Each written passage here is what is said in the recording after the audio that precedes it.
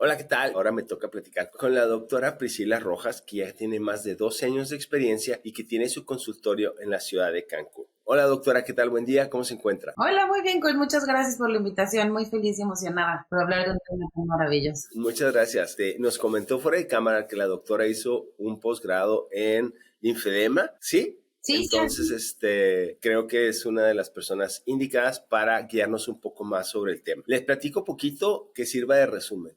Este iba a ser un episodio normal donde estábamos platicando sobre unos casos que se ven de algunas personas que tienen lo que le llaman, no sé por qué, pie de elefante o pata de elefante o pierna de elefante, que la tienen súper hinchada a causa del linfedema. Entonces empezó el episodio con haber platicado con una clínica de rehabilitación con la doctora Mariana. Entonces, a raíz de ahí, vimos que el tema no nada más era como que vas a la rehabilitación y de ahí partes, ¿no? O sea, estaban involucradas oncología, ortopedia y cirugía plástica.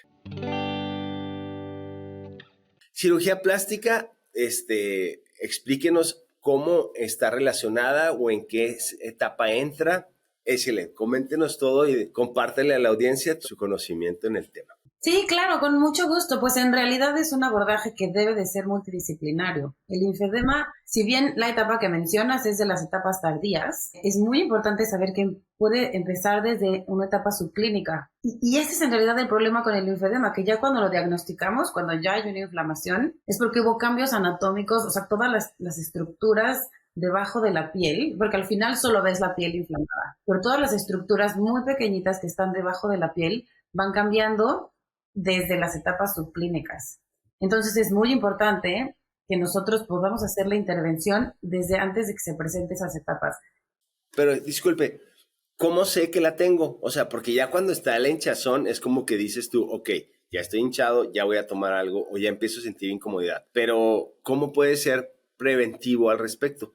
Justamente empezamos aquí en Canadá cuando hice el fellowship, el primer estudio de manera preventiva. No hay ningún otro ni en Estados Unidos, ni en Canadá, ni en México, donde se haga la cirugía antes de que pase. Entonces, platicamos con el oncólogo. Si el oncólogo nos dice que esa cirugía va a meritar quitar ganglios, nosotros entramos juntos al mismo tiempo que ellos en la misma cirugía, marcamos los conductos linfáticos con una tinción que es verde y se ve tal cual un tubito verde como brilla. Los marcamos con una sutura, con un hilo especial, y cuando los oncólogos van haciendo la cirugía quitando los ganglios, vamos intentando preservar el mayor número de linfáticos posibles para poder conectarlos después a una vena. Y entonces, en vez de que el linfático se quede abierto, los conductos linfáticos son unos tubos, tal cual como un tubo de drenaje, que si lo cortas, son tan pequeños que es difícil verlos nada más así. Tienes que usar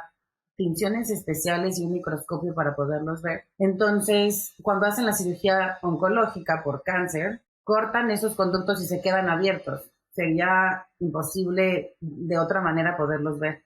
Entonces, cuando entramos juntos, los identificamos, los dejamos marcados y en vez de que queden abiertos a la nada, los conectamos a una vena y entonces este líquido, la linfa, drena a la vena. Entonces hicimos también un metaanálisis que se publicó hace poquito, que es como juntamos todos los estudios que habían sido publicados en la literatura hasta el 2022 y vimos en qué pacientes sí funcionaba hacerlo preventivo.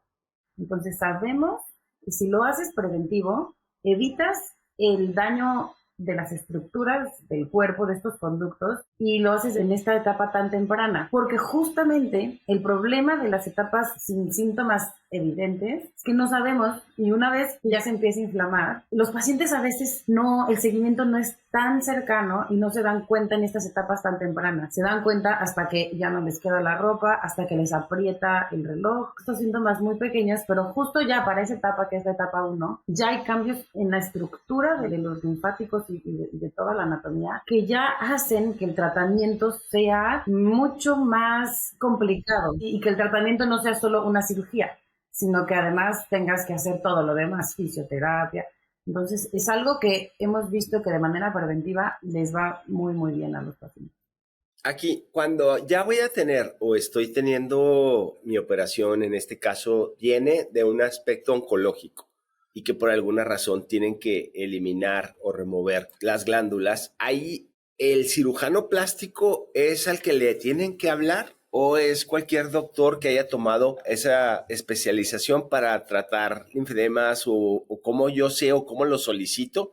El oncólogo debe de colaborar con un cirujano plástico porque justo esta cirugía sí involucra un conocimiento de las técnicas de microcirugía. Les vamos a poner la imagen, pero es un conducto tan pequeñito y tan delgadito, es microscópico, que sí necesita saber tanto para esta parte preventiva como para la parte de tratamiento una vez que ya se presenta el linfedema. Cuando ya se presenta, una de las técnicas que podemos usar es mover los ganglios linfáticos de una zona, por ejemplo, de la región de la ingle, ponerlos en la axila, que habitualmente es en los brazos si es por cáncer de mama. Entonces, la axila es la que tiene el problema de drenaje. Y lo que hemos visto es que cuando transfieres de alguna otra zona, habitualmente la ingle, este conjunto de ganglios y conductos linfáticos, y lo pones en la axila, se reconectan de una forma maravillosa y se regeneran los linfáticos y empieza a haber drenaje de la linfa acumulada. Entonces sí tiene que ser forzosamente un cirujano plástico. Sería muy complicado que lo hiciera algún otro especialista. Entonces,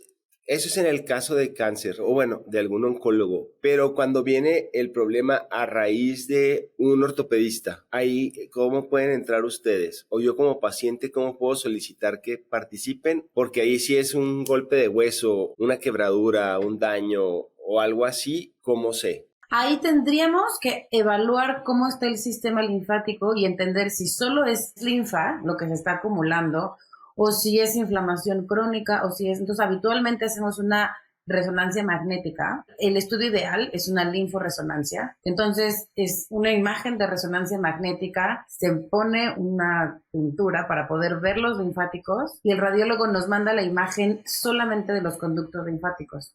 Entonces, ahí podemos identificar qué tan dañado está la estructura del drenaje linfático y si es necesario, entonces un cirujano plástico igual tiene que tomar ganglios y conductos linfáticos de otro lado para poderlos poner en la zona que está afectada. Entonces, lo que hemos visto que es súper interesante con los linfáticos es que tienen una capacidad de regeneración maravillosa. Aunque la zona esté muy lastimada por cualquier cirugía, radiación, ortopedia, no importa por cuál sea la causa de la lesión, cuando pones conductos y ganglios linfáticos sanos, empieza a haber una regeneración de los linfáticos y hacen que esta linfa se drene. Entonces, si sí es segurísimo que es linfa, la única manera de saberlo es con una resonancia magnética que nos identifique los linfáticos y si es por esta causa, entonces hacer un tratamiento adecuado que es la transferencia de los ganglios. Y tiene que ser un plástico. Entonces, en la parte ortopédica sería un poco más complicado que la oncológica porque la oncológica va quitando los ganglios, ¿sabes? Con instrumentos lo van quitando, entonces vamos viendo cómo se va pintando. La parte ortopédica es otro mecanismo, es mucho más traumático porque están reparando un hueso o están reparando otra cosa. Entonces, solo me gustaría estar segura en el tema ortopédico que en realidad es linfa y que no solo es inflamación crónica y que con el tiempo va a mejorar o que una cirugía así de grande pues va a ayudar poco. La verdad es que la mayor parte de los estudios van directamente enfocados a la parte oncológica, que es la causa número 1 en países de primer mundo por linfedema. Y ahí, por ejemplo, ¿dónde entra en su experiencia el cirujano vascular? Podrían hacerlo. De hecho, en Canadá hay algunos hospitales donde el vascular lo hace. El plástico que hace microcirugía y el vascular que a eso se dedica, yo creo que son dos especialistas perfectamente capacitados para poderlo hacer.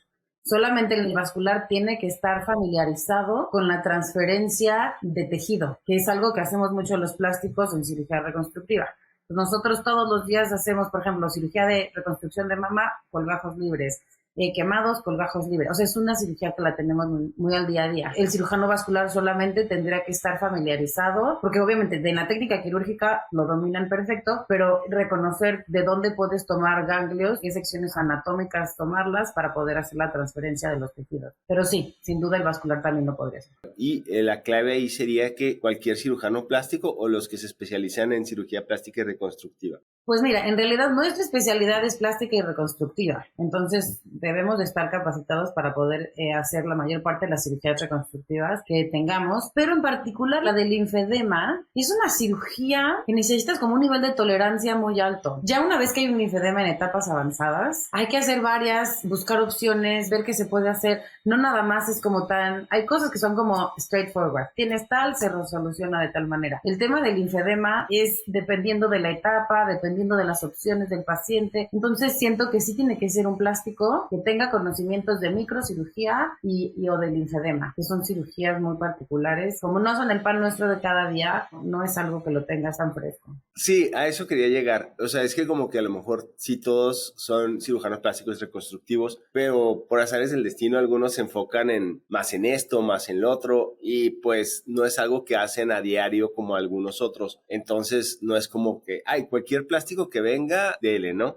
Sí, no, porque además desde que necesitas material especial, entonces no puede ser, ni siquiera puede ser en cualquier hospital. Asumo, el tema es que esta cirugía solo lo he hecho en Canadá. En México seguramente habrá lugares, centros muy especializados, y me refiero a especializados tipo el Instituto Nacional de Cancerología, el Instituto Nacional de Nutrición. O sea, me refiero a este tipo de hospitales, ¿me entiendes? Que son institutos. O sea, no puede ser en un hospital chiquito porque necesitas desde un microscopio de súper buena calidad. Lo podrías hacer con lupas, pero necesitas un microscopio y un aparato especial que te ayuda a ver el conducto linfático. Obviamente, en otras condiciones lo puedes pintar con azul. El verde, que se llama verde de biosanina, que es una pintura especial, necesita un aparato especial para verlo, que brilla lo fosforescente del verde. Hay quien lo hace con azul y el azul sí se ve a simple vista.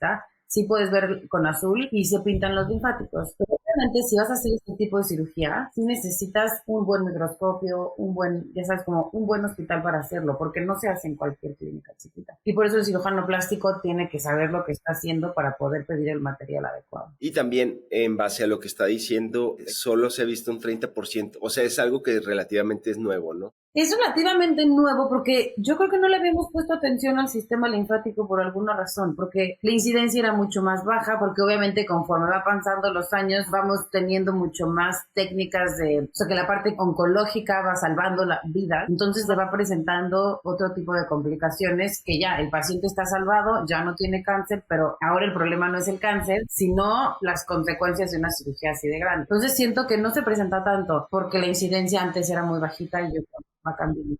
Aquí lo que le iba a preguntar es, ¿esta tecnología o estas nuevas técnicas están como que en modo medio experimental, ¿no? No es algo que ya esté implementado como parte de, ¿o sí? Ya. Sí, está implementado como algo serio y formal. De hecho, ya lo están haciendo estudios donde ya tienen al grupo de pacientes que se les hace esta cirugía, que les va bien, pero lo estaban haciendo de manera, ya una vez que se presentaba el linfedema. Entonces ya eso ya se tiene pulido. Ya sabemos que una vez que se presenta, hay que hacer este tipo de cirugías, dependiendo la clínica. Pero lo que está en comprobar qué tanto beneficio, costo, eficiencia y beneficio del paciente es hacerlo en conjunto con oncólogos al mismo tiempo de la cirugía, porque eso hace que el tiempo quirúrgico sea más largo, entonces tenemos que estar seguros que lo que estamos haciendo en realidad sea para un beneficio importante de los pacientes. Y para ya concluir, ¿qué la motivó o qué la incitó a tomar el curso de alta especialidad en linfedema? ¿Sabes qué pasó? Cuando yo llegué a Canadá, yo había aplicado a hacer un fellowship en reconstrucción de mama, que siempre me gustó, y con la doctora con la que estaba trabajando, ella hace muchos linfáticos, y a partir de que los conocí, que entendí la patología y que entendí el impacto en la vida de los pacientes, dije, es una cirugía que hay que hacerla porque sí le cambias la vida a alguien desde que ya no puede usar pantalones o faldas normales porque tiene la pierna súper inflamada, o que ya no puede trabajar con las manos porque están inflamadas. O sea, sí impactas la vida de los pacientes que tienen esta enfermedad.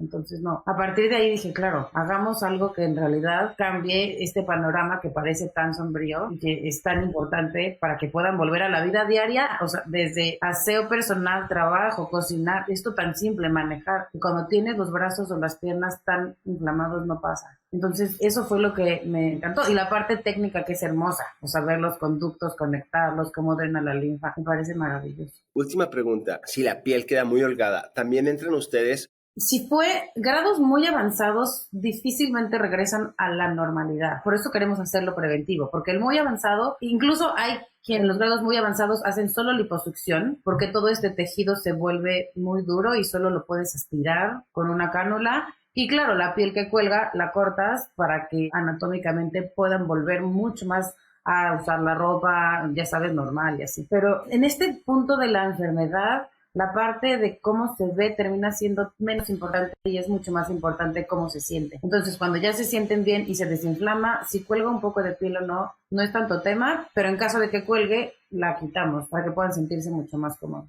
Excelente, doctora. Muchas gracias por su tiempo y pues aquí voy a dejar los datos de la doctora por si tienen alguna duda sobre el tema, la puedan contactar. Muchísimas gracias por darme este espacio para poder compartir esta información. Me encanta contestar dudas acerca de linfedema, entonces cualquier duda me la pueden mandar al correo que les dejen y me encantará poder compartirla con ustedes. Hasta luego. Después de mi plática con varios especialistas sobre el linfedema, puedo concluir que los pacientes que han tenido cáncer, recibido algún golpe o que notan hinchazón en los brazos y piernas, es de suma importancia que se hagan un chequeo, ya que el linfedema es una condición que si se trata en tiempo y de manera adecuada, puedes evitar que empeore. Y siempre recuerda seguir las indicaciones que los doctores te dan. Si necesitas un doctor especialista, visita nuestra página web donde encontrarás a los mejores de México y Latinoamérica. Antes de escoger a tu doctor, investiga sus años de experiencia, así como el número de procedimientos que ha realizado y si es miembro de las instituciones que regulan y certifican que cuenta con los estudios y conocimientos necesarios para realizar los procedimientos y cirugías que ofrece. En la descripción encontrarás un enlace con más información sobre el tema hablado, así como los especialistas dentro de la República Mexicana que cumplen con los requerimientos para hacerlo. La información mencionada aquí representa un punto de vista y no debe ser tomada como una valoración médica. Y recuerda, invertir en salud para no gastar en enfermedad es una excelente filosofía. Gracias por escuchar y no olvides suscribirte a nuestros canales.